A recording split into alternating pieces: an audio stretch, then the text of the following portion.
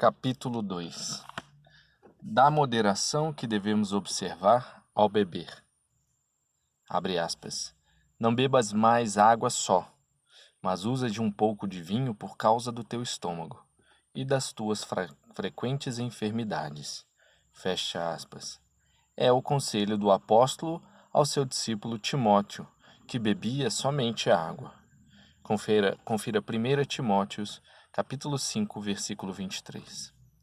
Esse conselho era salutar para um homem cujo corpo enfermo e sem energia precisa restabelecer suas forças. Mas ele o aconselha a usar esse remédio sobriamente, para que não seja necessário usar outros remédios para curar as enfermidades que o excesso de vinho pode causar.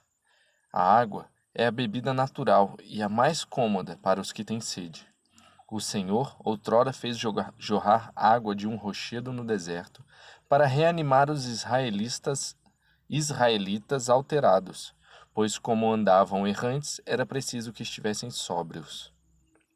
Confira Êxodo capítulo 17, versículo 6, Números capítulo 20, versículo 11, Deuteronômio capítulo 8, versículo 15 e 1 Coríntios capítulo 10, versículo 4.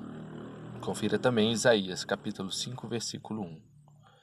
A vinha santa produziu uma videira profética, isto é, o Verbo, cujo sangue, misturado à água, segundo a sua vontade, é o signo dos errantes conduzidos ao repouso.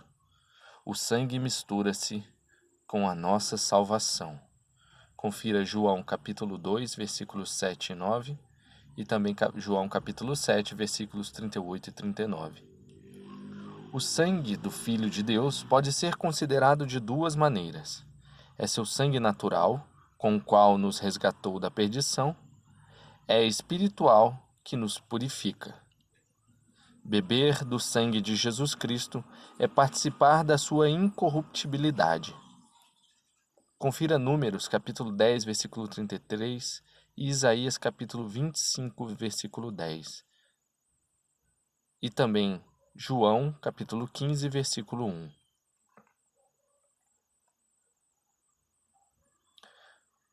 O Espírito é a força do Verbo, assim como o sangue é a força da carne.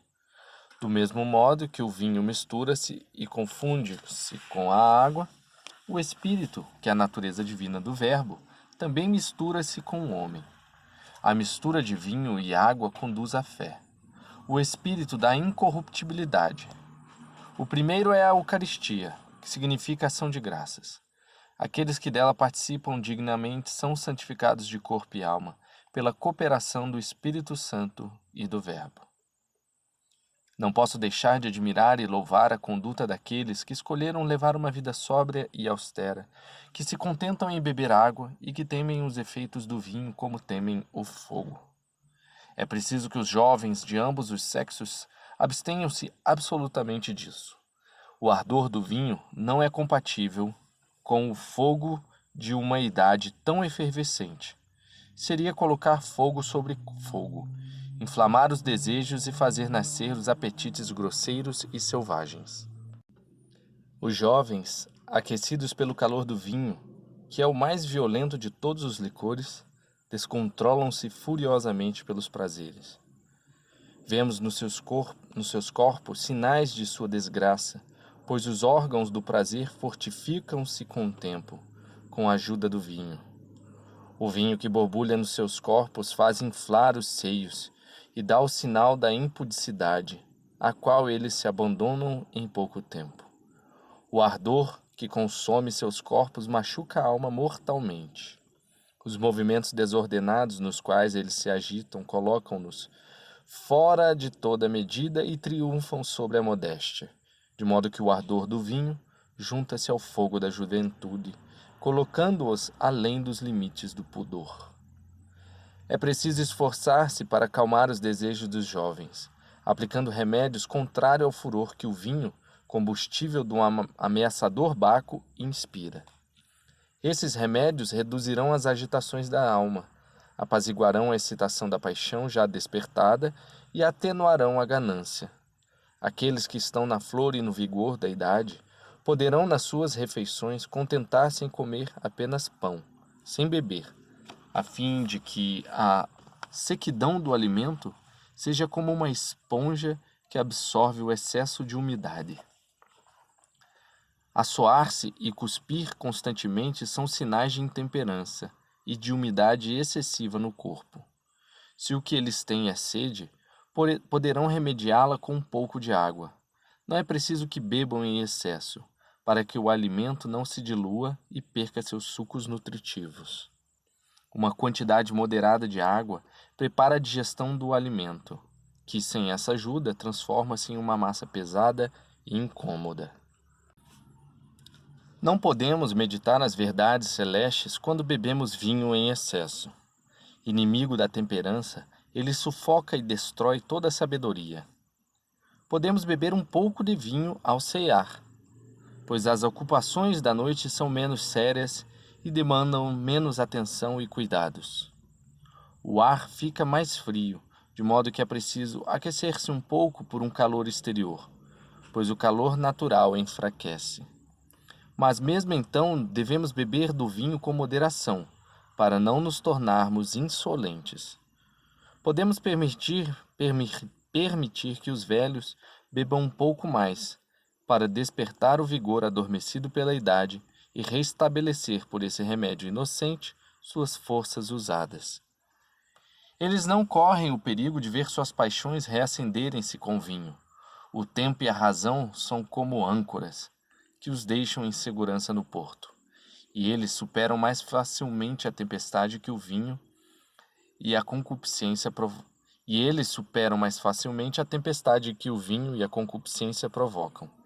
É-lhes mesmo permitido brincar com graça e modéstia nos banquetes, contanto que bebam moderadamente, de modo que a razão não seja ferida e que possam agir sempre com a mesma liberdade. Que a memória faça suas funções ordinárias, que o andar seja firme e seguro, e que não bebam ao ponto de cair. Artório, se me lembro bem, no seu livro sobre a longevidade, afirma que devemos beber somente para umedecer os alimentos, e que este é o meio mais seguro para uma vida longa. É preciso, portanto, usar o vinho como um remédio para conservar a saúde, ou para ter sempre o espírito feliz e de bom humor. O vinho torna um homem que bebeu apenas um pouco a mais do que o ordinário, de humor normal, complacente com os convivas, doce e cômodo com os criados e agradável com os amigos. Mas se o contrariamos, ele repele a injúria que lhe fizemos com outra injúria. Como o vinho é naturalmente quente e cheio de um suco agradável, quando tomado moderadamente, seu calor dissolve os excrementos grosseiros e seu aroma corrige os humores acres e malignos. Assim também diz com razão a Escritura, abre aspas, o vinho bebido com sobriedade é uma segunda vida para os homens. Se tu beberes moderadamente, serás sóbrio. Fecha aspas. Confira Eclesiástico, capítulo 31, versículo 32. É um bom método misturá-lo à água. Se o bebemos puro em grande quantidade, o espírito se embrutece e sente-se todas as incomodidades da embriaguez. Sendo o vinho e a água duas obras de Deus, sua mistura é útil à saúde, pois a vida depende das coisas úteis e necessárias. Assim como a água é necessária à vida, é bom misturá-la com um pouco de vinho, que é útil. O excesso de vinho trava a língua e a torna pesada. Os lábios ficam entorpecidos. Os olhos contorcem-se porque a abundância de umidade é o motivo pelo qual eles flutuam, como em uma piscina. Eles multiplicam os objetos e veem tudo em dobro. Um homem nesse estado não pode contar corretamente e imagina que tudo ao seu redor gira. Abre aspas. Parece-me que vejo dois sóis, dizia o velho tebano, após ter bebido demasiadamente. Fecha aspas. Nota. Confira Eurípides, As Bacantes, página 91. O calor do vinho faz movimentar o olho, o qual, girando várias vezes e com muita rapidez sobre o mesmo objeto, multiplica-o. Pouco importa que seja o olho ou o objeto que mexe, o efeito é o mesmo.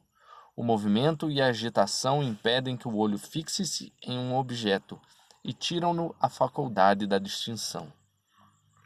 As pernas vacilam como se fossem agitadas pelas ondas e não podem ter um ritmo ao caminhar e nem se fixarem.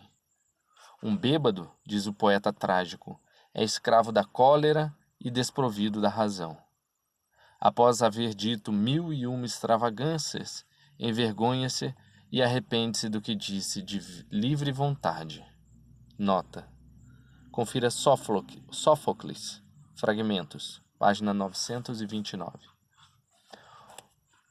O sábio afirmou antes do poeta, abre aspas, o vinho bebido com excesso traz consigo irritação e ira, e muitas ruínas. Fecha aspas. Confira Eclesiástico, capítulo 31, versículo 38. Eis porque muitos são os avisos de que é preciso relaxar durante os banquetes e retomar os afazeres sérios no dia seguinte.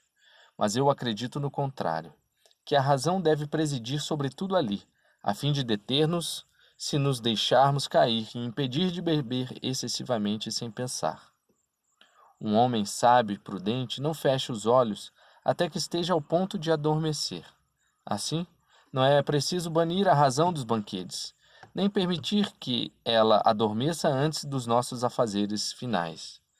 É preciso mesmo que a razão desempenhe suas funções enquanto dormimos. A perfeita sabedoria, que é o conhecimento das coisas divinas e humanas, ensina-nos a conduzir nossa vida, de modo que não devemos nunca afastá-la do meio mundano, nem permitir que ela suspenda suas operações, as quais têm o fim de nos ensinar a viver corretamente.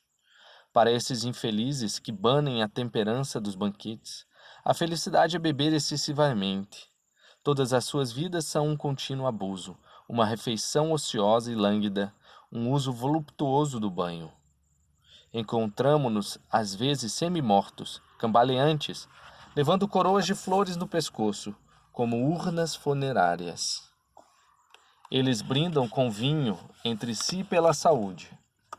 Podemos ver outros sujos e maltrapilhos, cujas faces pálidas e lívidas ainda carregam as marcas de sua última bebedeira. Este retrato de um bêbado, que pintamos de modo tão ridículo, deve inspirar-nos uma grande compaixão e obrigar-nos a manter distância dele, para que nunca caiamos em um estado tão lastimável e nunca ofereçamos ao público um espetáculo tão risível e que nos torne desprezíveis. Foi dito com razão que, abre aspas, o fogo prova o duro ferro. Assim, o vinho bebido até o embriagar dará a conhecer os corações dos soberbos. Fecha aspas.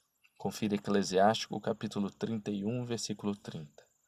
O vinho, o excesso de vinho, produz a embriaguez, a qual, por sua vez, causa crapulosidade. Do grego kraipali, o estado repugnante e penoso. E esses movimentos imprevistos da cabeça, do grego karapailen, e dos membros que a razão não mais governa.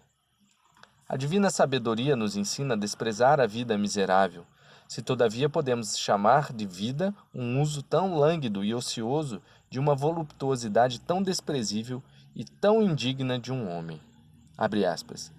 Não te queiras achar nos banquetes dos grandes bebedores, nem nas comezainas daqueles que fazem vir os manjares para comerem de companhia, porque passando o tempo em beber e em contribuir com os seus escotes, eles se arruinarão e a sua dormente preguiça vestir-se-á de trapos. Fecha aspas. Confira Provérbios, capítulo 23, versículos 20 e 21. A embriaguez mergulha o homem em um sono profundo e o torna incapaz de ter bons pensamentos. Seus excessos tornarão visíveis as desordens de sua alma, seus crimes, suas paixões e os seus desejos malignos. Eis porque o sábio acrescenta que o bêbado estará exposto a todo tipo de infelicidade, aos juízos, aos discursos desagradáveis, e todos os seus arrependimentos serão inúteis. Frequentemente vemos pessoas assim em um estado lastimável. Depois de se abandonarem ao vinho, elas passam a desprezar a razão e ficam com os olhos enevoados e abatidos. A Escritura está repleta de advertências dirigidas a agentes com esse caráter, que passam a vida toda a beber e a procurar lugares onde se beber. O bebedor já é um cadáver diante da razão. Seus olhos lívidos são um sinal certo de que ele já está morto para Deus. O esquecimento de tudo o que concerne a vida verdadeira e a salvação conduz-o imperceptivelmente à morte. Eis porque nosso Mestre, que tantos cuidados empreende pela nossa salvação, adverte-nos para não bebermos até embriaguez, pois nesse estado dizemos apenas extravagâncias. Parecemos pilotos dormentes no meio do mar, e como um piloto sonolento que perdeu o leme. Confira Provérbios capítulo 23, versículo 31. O vinho, afirma um poeta, queima como fogo. O vinho, afirma um poeta, queima como fogo o coração do homem. Preenche-o de furor e o agita como o Bóreas, vento do norte, e o Noto, vento do sul, no mar da Líbia. O vinho revela os segredos mais bem guardados, pois é uma espécie de encantamento que seduz o espírito daquele que o bebe. Eis um evidente perigo de naufrágio. O coração encontra-se submergido pelo excesso de vinho. A agitação da embriaguez assemelha-se à agitação do mar, no qual o corpo afunda, assim como o navio submerge no abismo da desordem.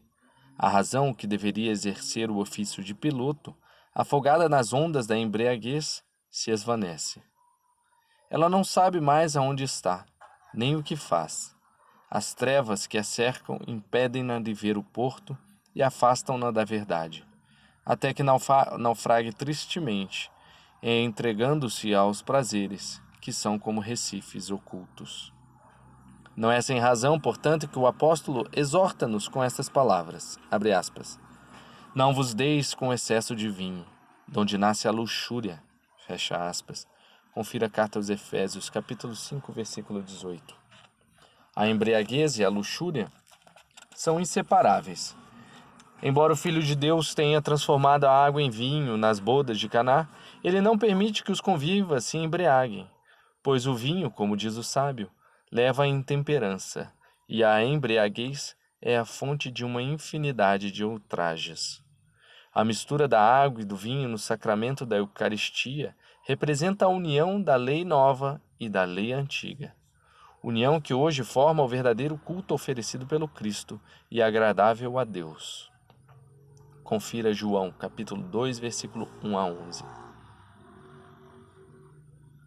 A água é a lei antiga e o vinho é o sangue de Cristo, que é o fundamento da lei nova. Os cuidados de Deus com o homem são cumpridos desde os tempos de Adão. Abre aspas. O vinho é uma coisa luxuriosa e a embriaguez é cheia de desordens. Todo aquele que nisto põe o seu gosto não será sábio. Fecha aspas. Confira cartas aos Romanos, capítulo 8, versículo 2 e Provérbios, capítulo 20, versículo 1. A razão reta não proíbe que se beba durante o inverno, para se garantir do extremo rigor do frio, principalmente aqueles que lhes são mais sensíveis. Nas outras estações é preciso tomar o vinho como um remédio, para fortificar o estômago. Comemos para apaziguar a fome, assim devemos beber somente para apaziguar a sede. Devemos sempre nos vigiar para não cair no excesso, que é sempre um perigo. Mas se evitamos esse passo imprudente, nossa alma será sempre pura e limpa e cheia de luz. Nessa situação, ela estará no estado de receber impressões da sabedoria e de se elevar à contemplação, porque assim as exalações malignas do vinho, que sobem como uma nuvem grande e densa, não impedirão suas funções. Não é preciso, portanto, atormentar-se tanto para encontrar os vinhos mais refinados e delicados, e nem se afligir quando não os achamos. A sede indica alguma necessidade, e para remediá-la é preciso recorrer a um remédio conveniente. em vez de procurar um vinho escaldante. Os cuidados que tomamos para procurar vinhos no além-mar são efeitos de uma alma abrumada pela intemperância e pelas paixões. A desordem dos desejos tira a razão antes mesmo que a embriaguez o tire. Vamos até Lesbos para trazer esse vinho de aroma tão agradável. O de Creta é de um sabor maravilhoso. Já o de Siracusa é recomendado pela sua doçura. E o do Egito e o de Naxos, insular, assim como um certo vinho da Itália, sem falar de todos os outros. O homem moderado deve contentar-se com um só tipo de vinho, aquele que Deus lhe dá. O vinho que cada um encerra em seu país não é suficiente para satisfazer a necessidade, salvo se não quisermos também importar água, como fazem alguns reis insensatos, que a buscam nos Choaspes, rio da Índia, do qual a água é excelente. Aqueles que dela bebem encontram aí tanto gosto quanto ébrios. Aqueles que dela bebem encontram aí tanto gosto quanto os ébrios ao beber o vinho mais refinado. O Espírito Santo, através do profeta Amós, proclama a desgraça dos riscos. Abre aspas. Vós que estáis reservados para o dia mau, os que bebiam vinho a copos cheios, e que dormis em leitos de marfim. Fecha aspas. Confira Amós, capítulo 6, versículos 3 a 6. Esta passagem contém censuras contra as pessoas com esse tipo de caráter. É preciso ter um cuidado extremo com o decoro. Minerva não mais tocou a flauta, pois ao fazê-lo sua face deformava-se de modo indecente. Ao beber não devemos fazer caretas, nem inclinar a cabeça, nem virá-la de um lado ao outro. Devemos beber delicadamente, sem sorver a bebida com muita avidez, o que é uma marca de intemperança. Que tomemos cuidado de não derramar sobre as nossas roupas, bebendo de um trago. Que não mergulhemos o rosto no copo. Quando bebemos muito bruscamente, fazemos um barulho desagradável, como se derramássemos água dentro de um vaso de argila. A garganta ressoa devido à precipitação com a qual sorvemos a bebida. É um espetáculo ridículo e vergonhoso. É preciso acrescentar que esse modo de beber é bastante nocivo. Este motivo deveria ser suficiente para obrigar-vos a vos precaver contra esses excessos. Vós não deveis temer que arranquemos o copo de vossas mãos. Ele vos espera. Vós sois seu mestre e podeis beber à vontade. Mas não vos apresseis e não vos incomodeis de beber com tanta avidez. Mesmo que bebais tarde, tereis tempo de apaziguar a vossa sede bebendo delicadamente e com decoro. Abre aspas. Não provoques a beber aqueles que são amigos do vinho, porque o vinho perdeu a muitos. Fecha aspas. E afirma a Escritura. Confira Eclesiástico, capítulo 30, versículo 30, capítulo 31, versículo 30. Os citas, os celtas, os trácios, os ibérios, povos belicosos, consideram honrosa a embriaguez e creem ser esta a verdadeira felicidade. Nota. Confira Platão, As Leis, parte 1, página 637. Mas nós que somos mais pacíficos nos modos, bebemos somente o necessário, sem nos permitir excessos e sem nos abandonar à nossa incontinência. Esse uso imoderado do vinho é propício à manutenção da amizade. Esse uso moderado do vinho é propício à manutenção da amizade. E para dar-lhe um nome conveniente, podemos chamá-lo de, abre aspas, laço de amizade. Com que sobriedade pensais que Jesus Cristo bebeu quando se fez homem por nós? Credes que ele bebeu com a imodéstia que nós bebemos? Ou com honestidade, temperança e circunspecção? Sem dúvida, ele fez uso do vinho, pois ele o abençoou e disse, abre aspas, bebei dele todos, porque este é o meu sangue. Fecha aspas. Confira Mateus 26, capítulo 26, versículos 27 e 28. O sangue da vinha é uma figura alegórica do sangue do Verbo, que foi derramado para a remissão dos pecados do mundo. A conduta que o Filho de Deus observou nos banquetes nos quais se encontrava deve nos servir de regra, para aprendermos a beber com a mesma moderação. Ele mostrou que era efetivamente o vinho que abençoava, quando disse na última ceia, abre aspas, desta hora em diante não beberei mais deste fruto da videira, até aquele dia em que o beberei de novo convosco no reino de meu Pai. Fecha aspas. Confira Mateus 26, capítulo 29 e Marcos, capítulo 14, versículo 25. Era realmente vinho que ele bebia, já que disse de si mesmo ao censurar a dureza do coração